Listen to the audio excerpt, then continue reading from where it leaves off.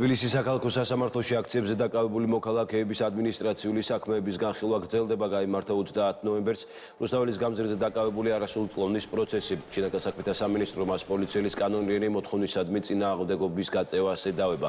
მოსამართლე საქმეზე გადაწყვეტილებას 20 იანვარს გამოაცხადებს. ადვოკატის განცხადებით არ არსებობს მტკიცებულებები, რომლითაც არასრულწლოვანს ადმინისტრაციული სამართალ დარღვევა უმტკიცდება.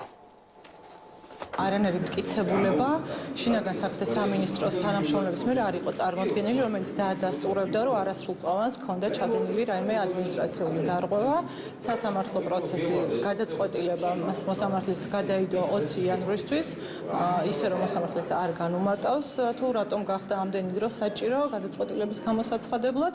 ჩვენი მხრიდან წარდგენილი იყო მტკიცებულებები, რომლებიც ადასტურებს, რომ ეს ბავშვი არის უდანაშაულო, არანაირი ადმინისტრაციული სახელი არ ჩაუდენია და პირიქით ის გახდა შინაგან საქმეთა სამინისტროს მხრიდან უფლებების დარღვევის და ძალადობის მსხვერპლი. გაუგებარია მოსამართლის გადაწყვეტილება, ამ თვითონ გადაწყვეტილების გამოტანა რატო გადადო 20 იანვრამდე, არ ვიცი რას ელოდებიან პოლიტიკურ სიტუაციას თუ როგორ უნდა ამ გადაწყვეტილების შეფუთვა, იმიტომ რომ ჩემი აზრით იმდენად აშკარაა, რომ იქით არის ეს დემეტრი არის თვითონ დაზარალებული და არანაირ სამართალ დარღვევას ადგილი არ ქონია, ეს იმდენად აშკარაა, რომ ეხლა აქვს დიდი თავის ტკივილი თუ როგორ შეფუთონ გადაწყვეტილება, რამენაირად და როგორ გამოაძვნონ ის პოლიციელები, ვინც ეს დანაშაული ჩაიდინეს.